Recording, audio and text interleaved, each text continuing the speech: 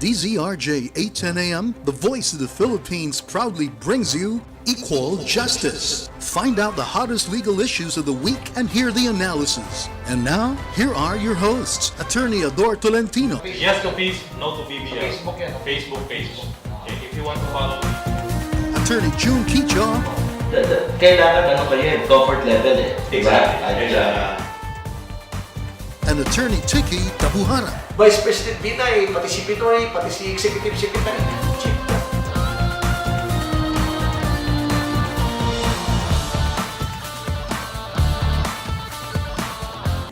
Oh, good afternoon, Philippines, and good afternoon to all our listeners.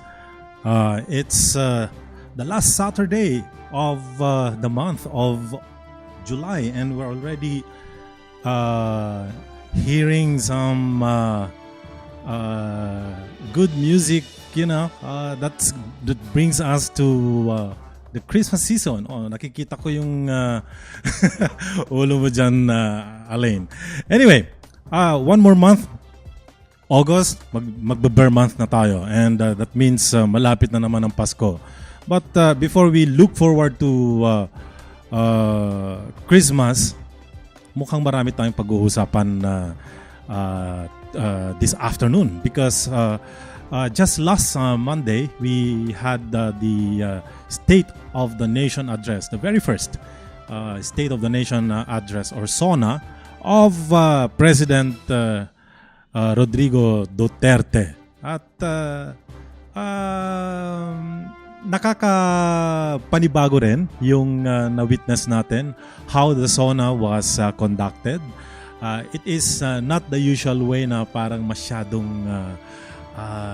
seryoso yung the way the SONA was delivered by a president of the Philippines. May mga personality differences among our presidents, our past presidents, and our present President Duterte. Kasi alam naman natin, President Duterte is quite palabiro, ika nga. At despite what's supposed to be a 38-minute delivery of his SONA, as mentioned by his presidential spokesperson, Secretary Martin Andanar, before the SONA itself was delivered by the president, in-expect na rin natin, okay, just as he said also, Mr. Andanar, that the SONA could last up to 1 hour or a little bit more than that. And true enough, I think it was 180 minutes, so 1.5 hours. Kasi marami pong adlib ang ating presidente doon. Yung mga adlib naman niya are, he tried to explain some points doon sa mga puntos ng kanyang SONA. Ang nag-stick sa akin was, of course, yung kanyang stress or emphasis on the continued campaign of the law enforcers against drugs and drug addiction and itong mga nagpapalaganap at nagpapalaganap nga ng ating problema sa droga. So involved na doon, of course, yung mga drug pushers, drug users, yung mga ayaw daw makinig at ayaw tumigil. Kahit sinabi na ng presidente na tumigil na, ay ayaw pa rin. At kaya almost every day we hear of these killings, and for those who are quite oriented to defending human rights and observing human rights, sabi nila mga extrajudicial killings ito at medyo nakakabahala. So marami pang puntos, pero mamaya natin isa-isahin yung mga magaganda at mga puntos na kailangan pa dapat nating mabigyan ng linaw sa SONA ng ating presidente. But I'd like to underscore first the impact of what is so-called the extrajudicial killings that are happening right now.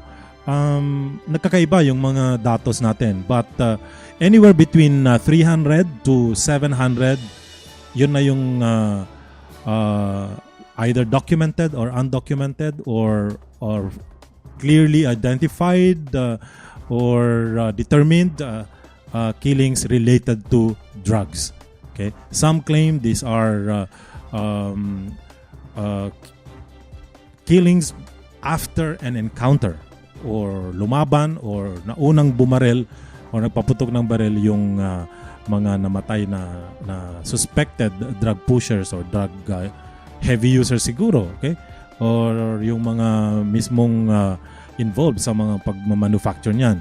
But more often naririnig natin mga talamak na drug pusher user sa mga communities, and most of these communities are among our informal settlers communities. Sila nandun yung mga karamihan na nakabulagta. Kaya kinabukasan may nakikita na capture ng media, and hindi lang traditional media but even social media na ipopost na lang kung sino ang unang makauna, parang paunahan. Kung sino makakaunang makapag-post ng mga ganyang extrajudicial killings ay nagpo-post. Kaya hindi natin talaga makuha ang exact data on how many extrajudicial killings have so far been done. Okay? We say extrajudicial killing, okay, for the sake of consistency na lang po, okay, because these are done outside of the legal process. Okay? Alam naman natin na wala tayong parusang kamatayan sa batas kasi nakasuspend nga po yung ating death penalty law, at kaya isa pa yan siguro sa mga pinag-iisipan na ipanukala para sa pagbabago ng Constitution. At tingnan natin kung ano maging kakahinatnan yan, kung yan ba ay napapanahon ngayon dahil sa sobrang talamak na kasi ang problema ng ating bansa tungkol sa droga. Okay? At ang droga, alam na natin, it's the source of almost all evils now, because when you are high on drugs, parang nawawala ka sa sarili mo, and you are emboldened to do anything, even to committing crimes. So, nagkakasanga-sanga po yan, at yan siguro ang gusto ng President Duterte na masugpo para maybe that would break the chain of criminality in this country. But yun na nga po, kagaya ng sinasabi ng mga naniniwala na we are a democracy that subscribes to the rule of law, to the due process of law, and we value basic human rights. And among those rights, of course, that you are entitled to your day in court when you are accused of something or arrested for something. Okay, even those caught in flagrante delicto, meaning in the course of committing a crime, kumbaga, caught in the act, they are still entitled to their day in court. Kasi hindi lang naman yung the fact that ginawa ng isang tao ang isang bagay na masama or classified under our criminal laws as a crime, or under our statutes as an offense, or yun nga, yung mga larcenies, okay? Kailangan mo pa rin pakinggan kung ano yung mga circumstances nung pag-commit ng crime, because there may be attending circumstances that may either mitigate or perhaps even justify yung commission of the act, or worse, circumstances that could aggravate. Okay? Yan yung mga tinatawag nating aggravating circumstance ng pag-commit ng crime. Right? Pag aggravating, alam natin, mas mataas ng konti yung penalty kaysa yung walang attending aggravating circumstances in the commission of the crime. If it is mitigating, mababawasan. Okay? Kasi parang nire-rewardan naman ng batas yung mga circumstansya sa pagka-commit ng crime ng isang naakusahan na ayon sa tingin sa punto de vista ng batas ay nagpapakita ng kanyang remorse or ng kanyang pag-acknowledge doon sa masamang nagawa, maling nagawa, at may pinapakitang pagsisisi, okay, or mga ginawa na that will lessen what otherwise would be an imposable penalty. At yung justifying, alam natin na these are circumstances that if present would certainly not just mitigate but totally exempts, okay, mawawala yung criminal liability, okay, mga justifying or exempting circumstances. Okay, so in connection with these extrajudicial killings, okay, that are happening almost every day, okay, at bago ko basahin ito, I just like to comment that mukhang marami sa ating mga mamamayan na parang pabor na pabor dito sa nangyayari because of that thought that perhaps one less criminal means a more peaceful existence in their lives. Okay? For those who are not doing anything wrong or walang mga mindset na gagawa ng krimen or walang mga pinagkakaabalahan na bisyo kagaya ng droga. Okay? For marami naman mga pamilya o mga taong nandyan sa sitwasyon na yan. Okay? Hindi naman nila talaga tinitikman ang mga ganyang masamang bisyo. Siguro mga occasional drinkers like me pwede. Pero hindi naman tayo lalango sa alcohol pag tayo tumitikim yan. Pero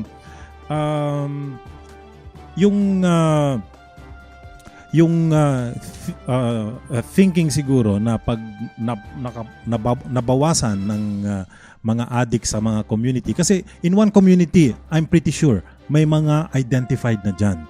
Of course, yung sinasabi ng pulis na, ano naman yan produkto yan ng mga buwan at panahon na ginugol nila para mag-surveillance doon sa community. At doon nila na-identify based perhaps on the routine.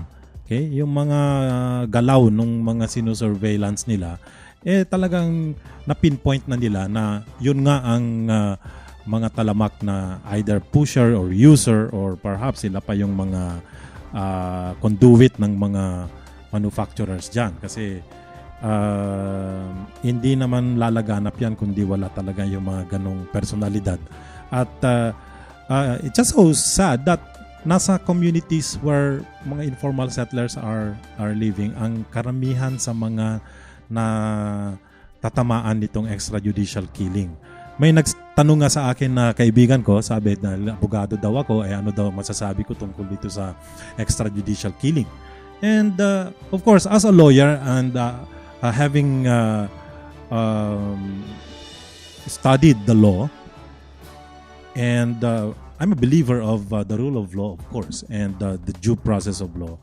Ako, kahit sinong talamak na kriminal, ano pa rin yan entitled pa rin yan to his day in court. So, let's observe rule of law. Sa akin, kung iwawala natin ang ganyang pagsusubscribe sa rule of law, then that would be anathema to our democracy. Okay? So, itong vigilantism, as we posted in our Facebook page here at Equal Justice, here at DZRJ 8 and AM, sinabi natin doon na in connection with the death of a young girl, a student who's supposed to graduate from college already, and this is, I'm talking the girl from Pangasinan, and she's supposed to be an honored student. Okay?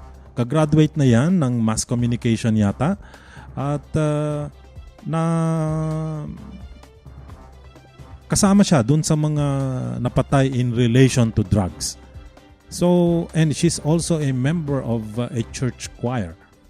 So, a lot of her friends and those people who know her personally are crying foul and asking for justice. I think the name is Rowena. Okay, may she rest in peace.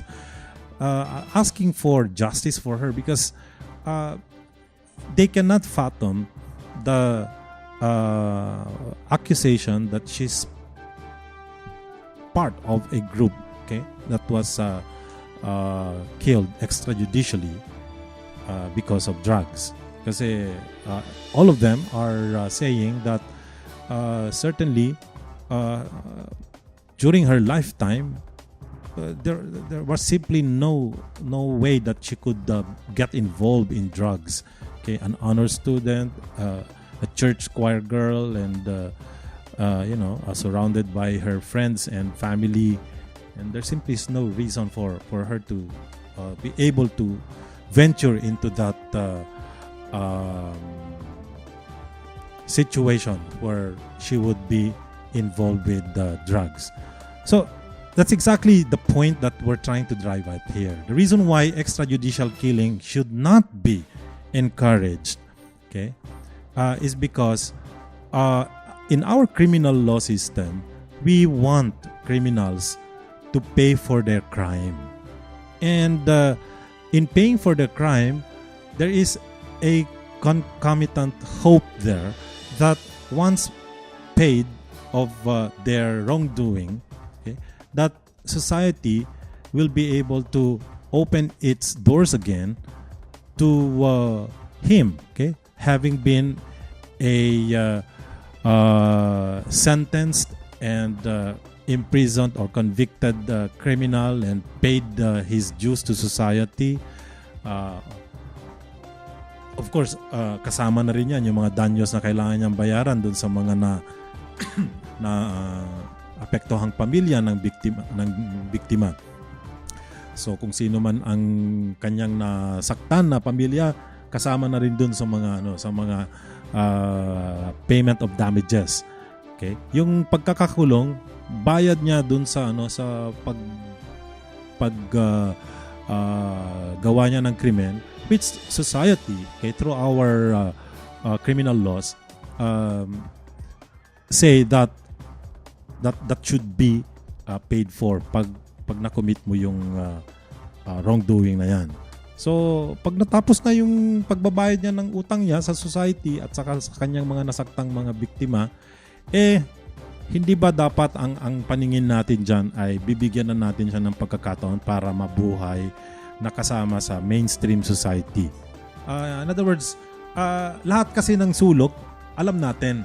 Okay? Because we are just advocates. We know the procedure, we know the law, we know the elements of crime, we know exactly how to navigate through your client's cause, whether you're for the defense or you're for the prosecution, okay? Or in civil cases, whether you're for the plaintiff complainant or the defendant respondent. Pero ito, partner, I'd like to mention this na yung sinasabi ng mga publiko na alam mo, kung dadaanan tayo sa paglilitis, wag na, patayin na lang natin. That's a very dangerous proposition, no?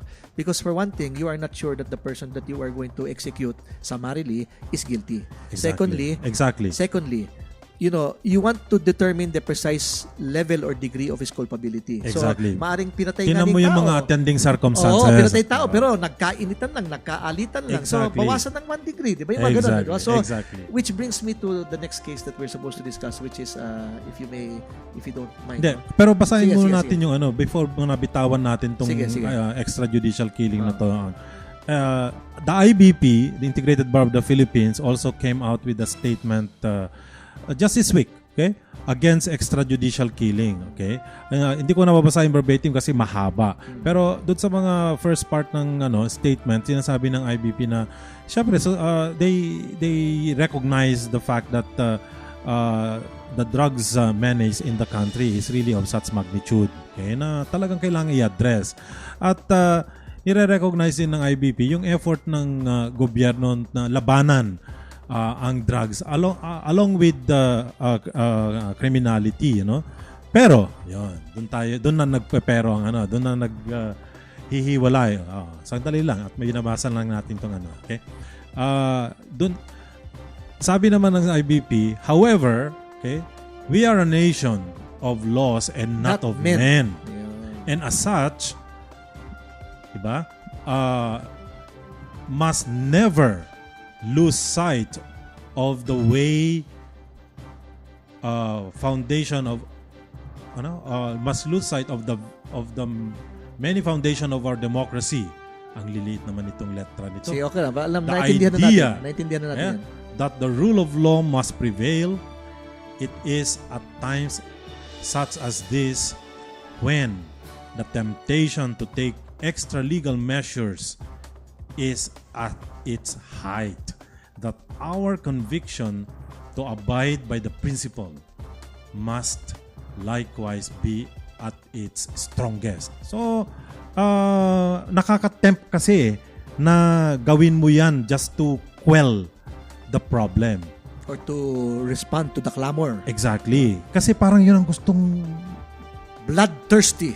gusto ng tao eh. Yeah. 'Di ba? Parang uhaw na makakita Bloodlust. ng ganyang mga kasi para bang na-empower sila to feel better pag nakabawas sa mga perceived drug mabilis. perpetrators. Right on the spot na dyaryo siya. Exactly. Kinabukasan patay na siya. But then paano pag yung kamag-anak, anak, asawa Ang ginawang ang ganun. ginawan ng ganon? Shouldn't they say, The Constitution shall diba? prevail. Asan na ang rule of law? Asan na ang due process? Ano, that's exactly what I said, partner. Sumulat ako ng isang article na everybody complains about due process until they are arrested or stopped at the police checkpoint at 1 o'clock in the morning and thrown in jail. At Yes. such case, Yes. they suddenly invoke the Constitution, due process, the Bill of Rights, and criminal procedure and call Lahat a na. lawyer. Lahat Diba? na, diba? So, ganun yun eh. Ganun yun. So, habang hindi ka pa ang biktima, okay sa'yo na sige, patay mo lahat yan. But if you are the victim of that kind of summary salvaging or executions, would you not invoke the Constitution and the law to Exactly. protect your own rights? Diba? Exactly. Sige, Meron ditong tanong ng isang listener. Okay? At ibato muna natin bago tayo break ng konti dito sa studio natin. Okay?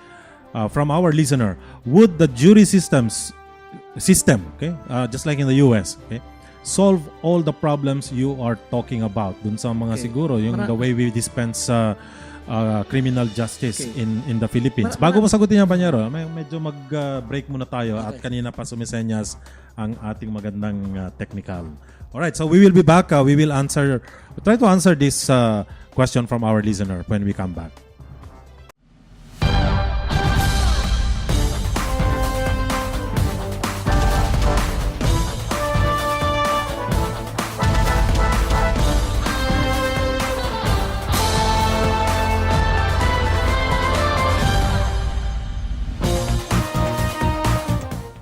Oh, we're back. Sorry for that. Masarap makipagkwentuhan pag naka-break. But actually, our video live, hindi tayo naka-break pag naka-break tayo sa studio. Kitang-kita nga eh. Kitang-kita. Kung ano yung pinag-uusapan natin. Saan ba yung video live na yan? Saan lumalabas yan? Dito, dyan ang camera natin. Dyan sa may laptop. Pero saan lumalabas? Nasa page natin. Sa Facebook, Equal Justice at facebook.com. No. Basta Equal Justice page at sa Facebook. In Facebook. But then, I shared it in my personal account. So okay. nasa personal account tayo ngayon. Kikita tayo. Okay. You can also share it para your friends can also see Yung it. telepono ko kasi ano lang yung dipindot eh. Oo nga eh. Yan yung pag pindutin mo letter C, 3 beses mong pindutin. No? Bakit ganyan ang Sony Ericsson pa? It's 8 years with me. Kaya mas gusto ko yung napipindot kasi mas madali. Pindot eh. Anyway, so we're back. Back to the question, Panyero. Would the jury system, which is the way the Americans do it, okay, solve all the problems we are talking about with respect to the dispensation of justice here in the Philippines? Okay. Kasi, in my opinion, ano natin kasi, let's just walk through our listeners. In our trial court level, okay, whether MTC or RTC, municipal or metropolitan trial courts or regional trial courts, iisa lang po ang nagdidesisyon, judge. Okay? The judge is isang tao. Isang tao lang po yan. Isa lang judge po yan. Okay? Sa jury? Sa jury kasi, may X number of people representing different walks of life. Your peers. Yung, kasi gustong marinig ng korte, ng judge, how ordinary people, di ba, look at the way the accused, okay, has acted for which he is being accused. So sa Amerika ganyan. Ganyan sa Amerika. Okay, so trial by jury. Oo. Okay. Sa atin, trial. Pero linawin ko lang, no, yung jury na yan, yung 12 jury, kina-qualify yan. they are chosen randomly, no? Yes. Pangalawa, titignan kung fair sila. May mga tanong-tanong mo na yan. May no? mga preliminary questions. What is your view on this issue? Ganon. Mag-a-agree ang parehong side, whether prosecution side or defense side. Titingnan nila yung mga, depending on the way they answer questions, whether check or X. Kung okay sila. Now, the jury does not decide the law. It only decides the facts. Yes. So, guilty or not guilty. Ngayon, yung sentencing, kung ano mang parusa, bahala na si judge doon. So, may judge pa rin. May judge. Yun ang role ng judge, sentencing. Okay, so, dito naman ang tanong, will the jury system solve our problem? Okay. My opinion, matagal ko na sinasabi to, no? I've been asked this question so many times over yung the past problema years, ng corruption sa pag-dispense ng justice, ha? That's one of them. So, the jury system will not work here. Okay, for me, for me. Bakit Kasi the jury system presupposes that you have a widespread educational base, no, sa population na edukado, na who are capable of understanding how a jury works, how to be fair in a judicial system, and how to be yung parang you have to be discerning You have to know how to kailangan mag-isip, di ba? Yes, yes. Now, kung sa Amerika, they choose from the phone book, no? Ito, si Mr. Ganyan by random, no? Chances are, yung tao na mapipili nila is a high school graduate. Kasi required yan sa kanila Pwedeng college graduate. May utak, medyo may utak dito kasi hindi ata ganun So, I'm not being discriminatory, I'm not being racist, I'm not being prejudiced against our countrymen. But I think that our average countryman is not ready for a jury system. Yeah, for their role to be a jury. To be fair, impartial, and discerning enough to say whether a man is guilty or not guilty in a trial. Okay. Pangalawa, yung sinasabi mo, partner, yung corruption. No comment na ako dyan. Yeah. Pero may isa rin akong I would think no, na kung nababayaran ang husgado o yung prosecutor, and let's not be hypocrites here, lalo na yung mga jury. Mga jury. Kasi madaling yan lapitan. Although ang jury, once na nakaupo ka kasi as jury, parang nakatira kayo sa isang dormitoryo. Sequestered. Parang secured kayo from your daily routine. Hindi ka lalabas. Hindi kayo pwedeng lumabas kasi you're not supposed to be in communication with anyone, especially the parties or any representative from each parties. Bawal magbala ng dyan. Yes, kailangan secluded kayo at nakatutok lang ang inyong attention doon sa mga pinipresentang ebidensya during trial. At nagde-deliberate ang jury in their own jury sessions, di ba? Nagde-deliberate yan. At may mga kanya-kanyang timon naman dyan. No, that will work. That will work, partner, if the trial is only 1 or 2 months long. Okay, but if the trial here takes 5 years, paano masisequester? Which is always the case. Alam mo, ordinary criminal case, kahit sabihin mo na under summary procedure 6 months, lumalampas pa rin dyan. Umaabot ng isang taon. Hindi lang isang taon. Umaabot ng mga 3 taon. Exactly. BP22, supposedly 6 months lang yan. Ang problema, you will sequester all those people for 3 years. Hindi pwede yun, di ba? Hindi pwede. Kasi kaya lang bayaran mo rin sila ng services nila. Excuse sila doon sa trabaho. Exactly. They're excused kasi pag jury duty, pag umupo ka na 6 months na magju-jury ka, you are absent from work. The worker by law, the employee by law is prohibited from terminating or the employee for his absence. Exactly. Another thing is, I think culture-wise, hindi talaga uubra ang jury system sa atin. Kasi masyadong ang extended family system tayo Emotional. Yung mga ninong sa kasal, ninong sa kumpare, mga ganun. Kababayan. Yun yung mga namana natin sa mga Kastila na hindi yata uubra sa isang American system dito, of criminal justice. Magkaroon tayo ng trial dito. Sige, halimbawa, taga Ilocos yung akusado. Lahat ng mga Ilocano ayaw nang all of a sudden they want to him free. Innocent siya. Di ba ganun tayo? Exactly. Kung si Bongbong Marcos na boboto nga nila ano pa kaya yung mga akusado, di ba? So, mahirap. It's really difficult for them to come up with a fair, impartial decision on the matter, especially if our attitudes are like that. No? We Oo. are regionalistic, Oo. naaawa tayo, Clannish. pakisama, things like that. No? Exactly. So culture-wise, mahirap po. So I hope that answers the query of So our the answer is no. listener. No. Yeah, mahirap talaga. Kasi kung talaga uubra yan, noon pa yan. Alam mo, Caller. isa pa, he mentioned, no, anyway, last 2 minutes na to, no, yung sa pinatay, and maybe this could be for the next session, no? Yung biker. Ion, yung Bayon. So, just as a comment, Buti no? na lang, hindi pula yung iyon mo, partner. Hindi nga sinabi ko eh. Ako, iyon din na kotse ko, baka kung patayin, no? Kasi, May isa pang side issue dyan, wag na natin munang pag-usapan yung Top Gear Philippines. Anyway, maybe the next edition, no? But Pwede. I see, as a pro-gun, we are, as pro-gun advocates, no, we are, of course, advocating the responsible and legitimate ownership of guns.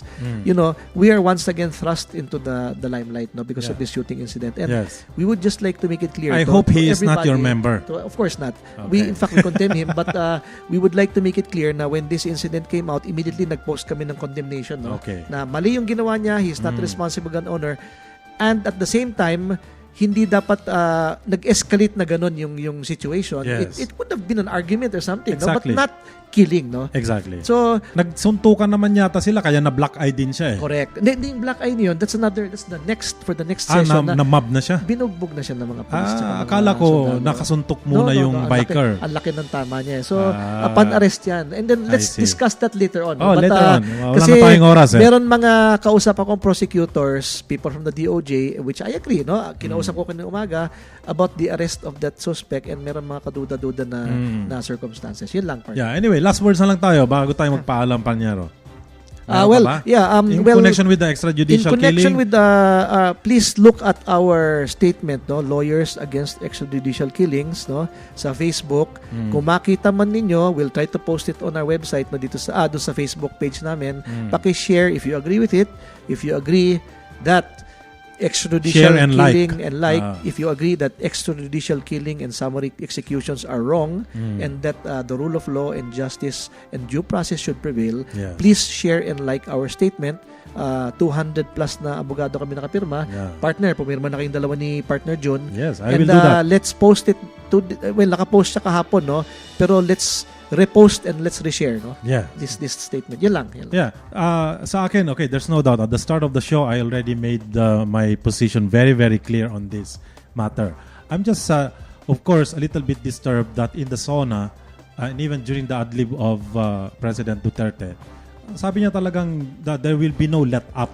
Talagang nandun pa rin siya. And this is, this